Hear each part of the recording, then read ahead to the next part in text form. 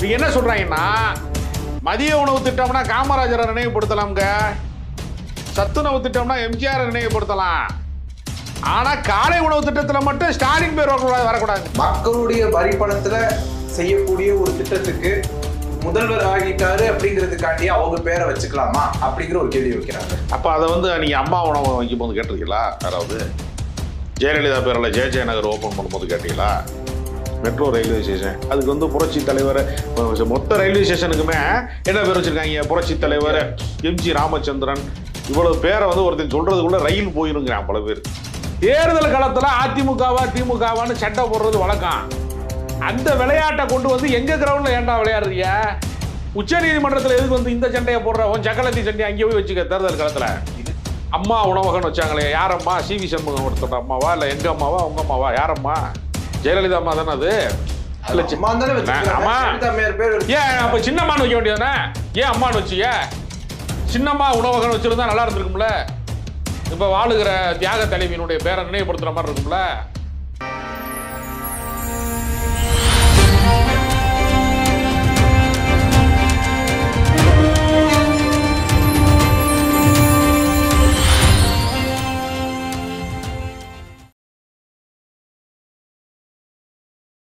நேயர்களே வணக்கம். இன்று நம்மோடு நேர்காணல் பேசுவதற்காக அரசியல் விமர்சகர் திருமிகு ராஜகம்பீரன் அவர்கள் நம்மோடு இருந்திருக்கிறார். வாருங்கள் அவரோடு பேசலாம். சார் வணக்கம்.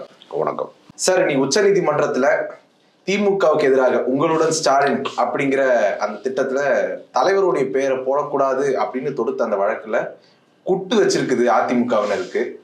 எப்படி பாக்குறீங்க? அரசு திட்டங்களுக்கு ஆட்சியாளர்களின் பெயர்களால் அழைக்கப்படுவது என்பது முதல் முறை அல்ல. நீங்க எந்த பெட்ரோல் பங்குக்கு போனீங்கன்னாலும் ஒரு தாடி வச்ச ஒரு போட்டோ ஒன்று இருக்கும். இந்தியாவின் தலைமை அமைச்சர் பிரதமருடைய இது இருக்கும்.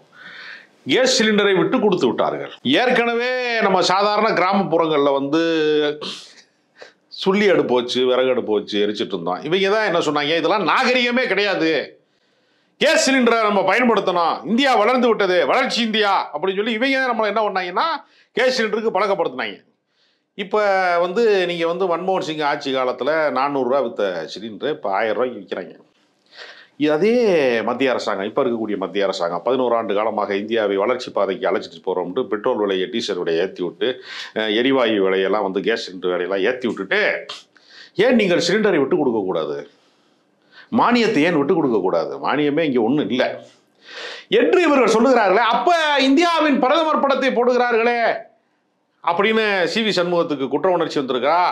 ஏன் ஆட்சியாளர் இப்போ ஒரு ஒட்டுமொத்தமாக இப்படி வழக்கு போட்டிருந்தா கூட ஒரு பொதுநல வழக்காக கருதி இருக்கலாம்.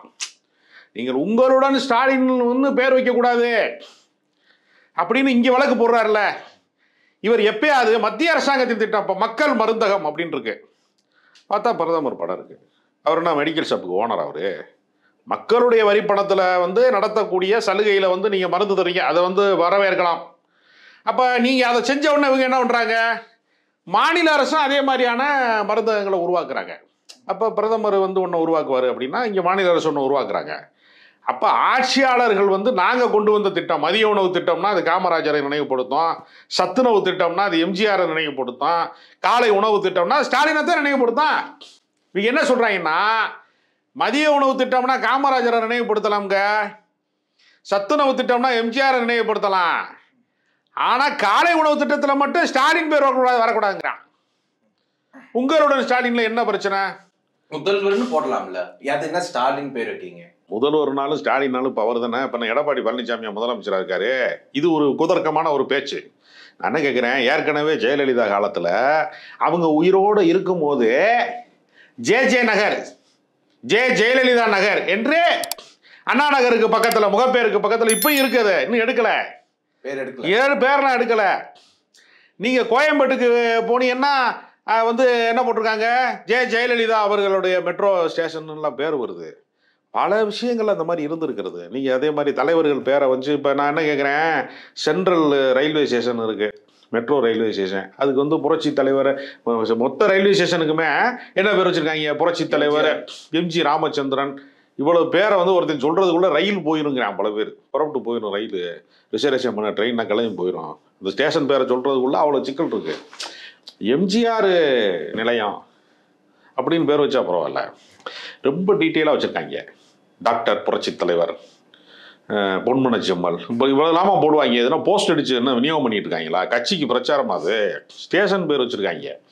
இப்படி பேர்களை வைப்பதன் மூலமாக சென்ட்ரல் ரயில் நிலையத்துக்கு வந்து எம்ஜிஆர் பேரை வைப்பதனால அதிமுகவுக்கு ஓட்டு போயிரும்ட்டு இது ரயில்வே ஸ்டேஷன் பேரை எடுங்கன்னு ஒரு சொல்லுவாரா? இவருக்கு என்ன பிரச்சனையா இருக்குன்னா, நலத்திட்டங்களின் வழியாக பெரிய அளவில் வாக்காளர்களினுடைய இடம் மாறுதல் வந்து கொஞ்சம் கொஞ்சமாக மாறிக்கிட்டே இருக்கு. அதுலேயும் மகளிர் உரிமை தொகையில் விடுபட்டவர்களுக்கெல்லாம் உடனடியாக கொடுத்தே தீரணும் அப்படின்னு ஒரே நாளில் 3000 முகாம்களை திறந்து வச்சாங்க. ஏறத்தாழ மக்கள் குறை தீர்க்கும் முகாம்களில் 10,000 முகாம்களை திறந்து அதுக்கு ஸ்பெஷலாக 4 IAS ஆஃபீஸர்ஸை போட்டு உடனடியாக அந்த பிரச்சனையெல்லாம் தீர்த்து வைங்க. இப்போ கலெக்டர் ஆஃபீஸுக்கு போனோம்னா மக்கள் குறை தீர்க்கும் வந்து மனுநீதி நாளும்பாங்க, மக்கள் குறை தீர்க்கும் நாள் ஒன்று வச்சுருப்பாங்க.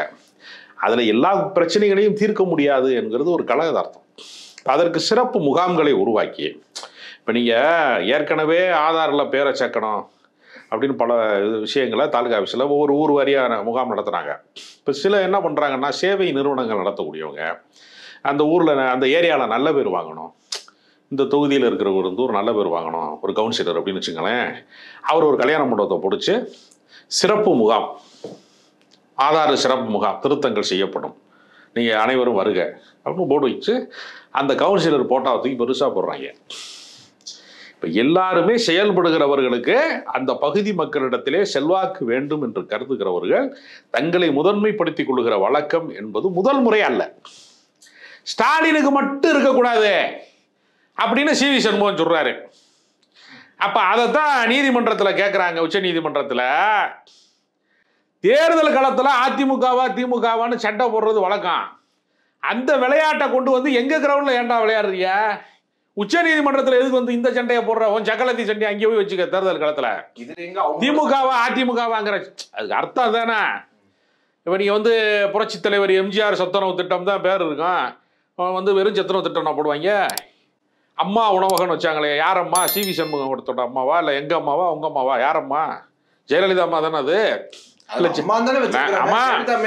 ஏன் அப்ப சின்னம்மான்னு வைக்க வேண்டியதானே? ஏன் அம்மான்னு வச்சிய? சின்னம்மா உணவகம் வச்சிருந்தா நல்லா இருந்திருக்கும்ல. இப்ப வாழுகிற தியாக தலைவியினுடைய பேரை நினைவுபடுத்துற மாதிரி இருக்கும்ல. அம்மா நீங்கள் தான் வர வேண்டும் அம்மா. கும்பிட்டாங்கல்ல, கும்பிட்டு குடிய தோண்டி புதைச்சிட்டாங்களா இல்லையா? அப்ப உயிரோட இருக்கும் போதே. அனார்கலிக்கு பின்னாடி உயிரோட புதைக்கப்பட்டது சசிகலா தான் அரசியல் உலகத்துல. அப்ப அரசியல் ரீதியாக இந்த திமுக மீண்டும் 2.0 வெற்றி பெற்று விடுமோ என்கிற அச்சத்தின் காரணமாக சி.வி. சண்முகம் இப்படி ஒரு வழக்கை போட்டது என்பது தவறான முன்னுதாரணங்கிறதுனால தான். சாதாரண பொதுநல வழக்குக்கு என்ன செய்வாங்கன்னா, தவறான வழக்குன்னா தள்ளுபடி பண்ணிட்டு 10,000 பணத்தை கட்டிட்டு போப்பா அப்படின்னு சொல்லுவாங்க வழக்கமாக. ஏன் அப்படின்னா, திருப்பி இந்த மாதிரி கிளம்பி வந்துடுவாங்க ஊர் ஊரா. இந்த விளம்பரத்துக்கு ஆசைப்படுறவங்க இருக்காங்களா, ஃப்ளாஷ் நியூஸுக்கு, அவங்க வந்து இந்த செல்ஃபி எடுக்கிறதுக்காக செத்தவங்க எல்லாம் அதிகமாக இருக்கிற ஊர் நம்ம ஊர். அதனால் ஏதாவது சிக்கலை உண்டாக்குவாங்கிறதுக்காக ஒரு சின்ன அபராதம் போடுறது வழக்கம். இவர் முன்னாள் அமைச்சர், பொறுப்பு மிக்கவர், இப்பொழுது நாடாளுமன்ற உறுப்பினர், இப்படியெல்லாம் இருக்கும் பட்சத்தில் நீ இந்த விளையாட்டை விளையாடுறியா, உனக்கு 10 லட்ச ரூபா அபராதம். மேற்கொண்டு ஏதாவது கிராஸ் பண்ண விரும்புறியா, உனக்கு 20 லட்ச ரூபா அபராதம் அப்படின்னு சொல்லக்கூடிய இடத்த நோக்கி சரி போனால் போதுன்னு ஒரு 10 லட்ச ரூபா அபராதத்தை கட்டுங்க அப்படி இந்த ஐடியாவை கொடுத்தவனுக்கு அந்த 10 லட்ச ரூபா சொந்தம். இப்படி ஒரு வழக்கை போடுங்க. அநேகமாக இவ்வளவு பெரிய அரசியல் மதிநுட்பத்தோட கூடிய ஐடியாவை வந்து யார் கொடுத்துருப்பான்னு நான் நினைக்கிறேன்னா, சேக்கிரார் எழுதிய கம்பராமாயணத்தை படித்த எடப்பாடி பழனிசாமியாக தான் இருக்குன்னு நான் நினைக்கிறேன்.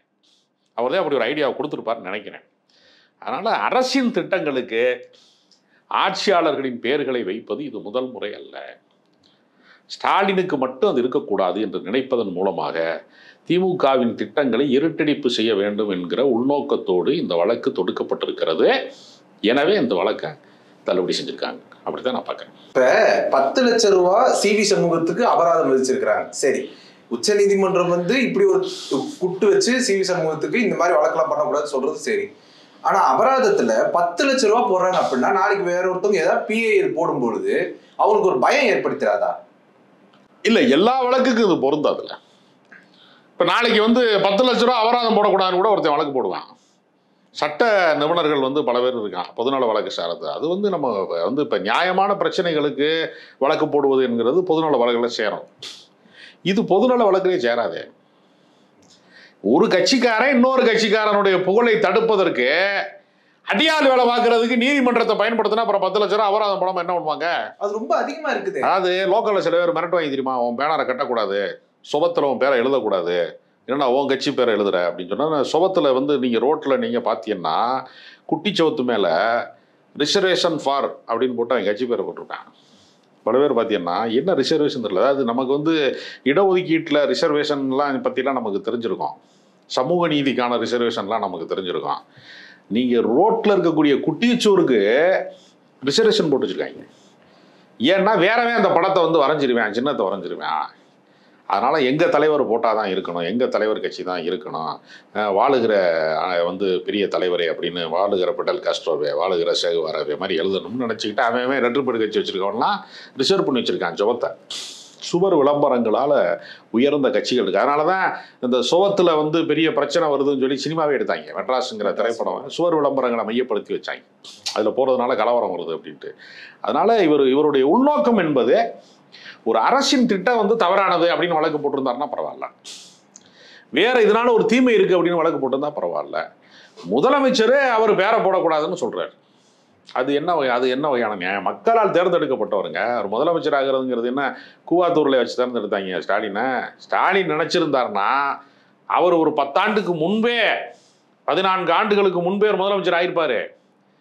விஜயகாந்தோட முதல் கட்டமாக பேச்சுவார்த்தை நடக்கிற போது அவர் அனுசரணையாக விட்டு கொடுத்து போயிருந்தாருன்னா அன்றைக்கு விஜயகாந்தை வந்து ஜெயலலிதா பக்கம் போக விடாம, அதிமுக பக்கம் போக விடாம அவர் எதிர்கட்சி தலைவர் ஆனதற்கான அந்த தேர்தல் நேரத்தில் தன் பக்கம் ஈர்த்திருந்தாங்கன்னா திமுக போய் ஆளுங்கட்சி ஆயிருக்கும்.